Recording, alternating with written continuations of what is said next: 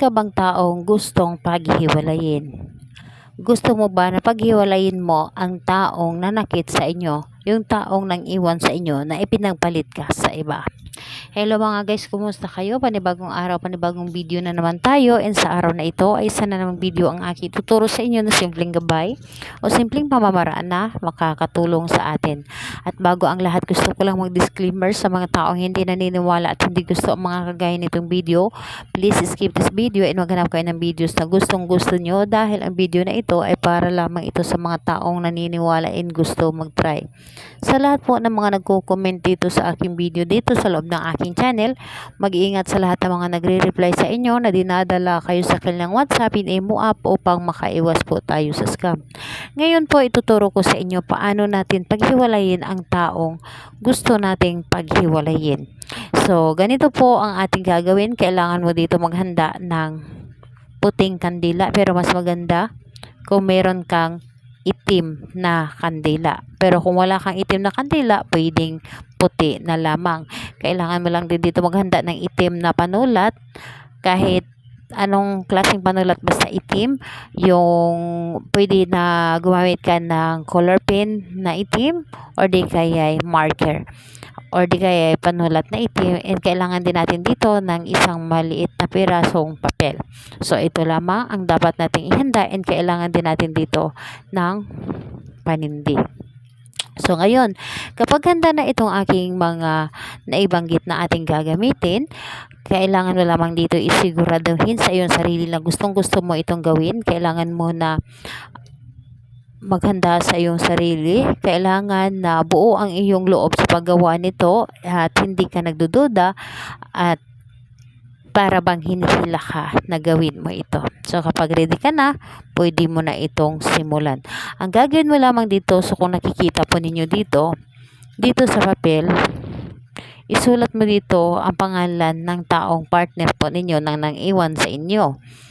So pangalan niya at apelyido, ganito po ang pagkasulat. And dito po pangalan ng taong ipinagpalit sa inyo. So pangalan ng taong ipinagpalit sa inyo. So kailangan na ang pagkasulat nito ay palabas. So ganito po yung pangalan. Kailangan siguraduhin po ninyo na alam po ninyo ang pangalan at apelyido ng taong ipinagpalit sa inyo. So pangalan at apelyido ng taong ipinalit sa inyo, at dito, ganito ang pagkasulat, pangalan at apelyido ng taong nang iwan sa inyo. So, papalabas po dapat ang pagkasulat. Ngayon, kapag naisulat nyo na ng ganito, ang gagawin po ninyo, kunin mo ang kandila. Kunin ang kandila at ang papel na ito, ibalot po ninyo dito sa kandila. So ganito po dito sa labas yung pangalan nilang dalawa. So ayan po, ibalot po ninyo dito sa kandila ang papel na ito. Ngayon, kapag naibalot mo na ito, kumuha ka ng pin.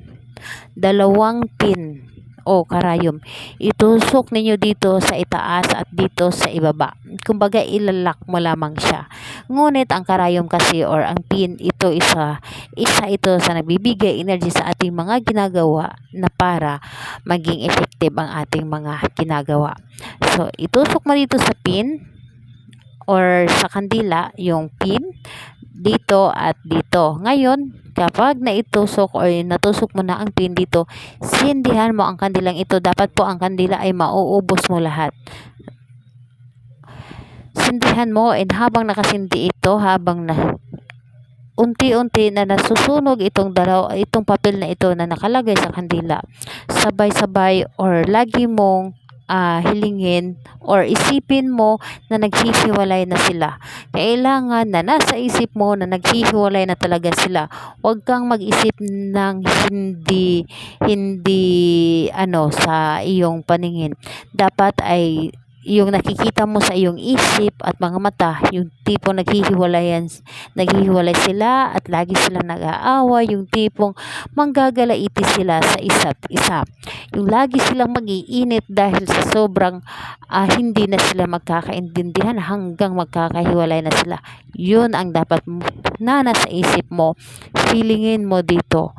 Ito ay simple lamang, ngunit tatandaan ninyo ito ay epektibo. So, ayun po, wag mo lamang madaliin ang resulta, ngunit namamalayan mo lamang naghihiwalay na pala sila. So, gawin ito sa gabi, sa araw ng Tuesday and Friday, or di kaya may sinag ang araw kahit hindi Tuesday and Friday, basta may sinag ang buwan pala, buwan dapat. So, ayun po, yun ang dapat na paggawa. And dapat tahimik ang paligid at ikaw lamang ang mag-isa na gumawa nito. So, ayun po, yung wax nitong kandila, kung maaari, kung may mapaglibingan ka, ilibing mo ito. Pero kung wala, itapon mo na lamang ito sa basurahan at ibalot ng itim na tela o di kaya ay papel. So, ayan po.